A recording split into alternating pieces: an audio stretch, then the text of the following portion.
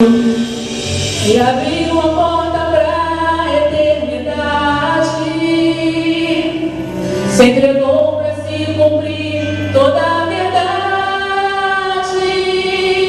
Humilhado foi e não revidou, foi traído e mesmo assim ele perdoou. Foi crucificado, morto lá na rua de cruz, mas ao terceiro dia provou que era Jesus, o Filho de Deus, o Messias prometido, o verdadeiro, justo, mas que excelente. Toda a pureza está selada no seu coração, autor da vida, toda a salvação, a fonte de água viva que jorra a vida, o sangue puro que nos lava e purifica. Santo, santo, santo, santo é.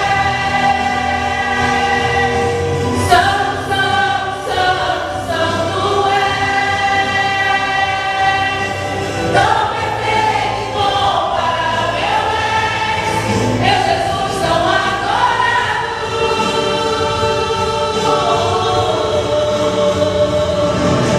Santo, santo, santo, santo é. Santo, santo, santo, santo é. Tão perfeito e incomparável és, meu Jesus tão adorado.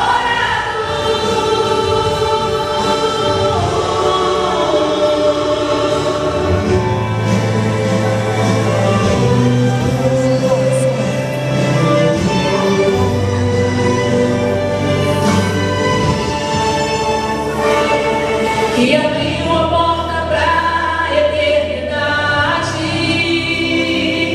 se entregou para se cumprir toda a verdade.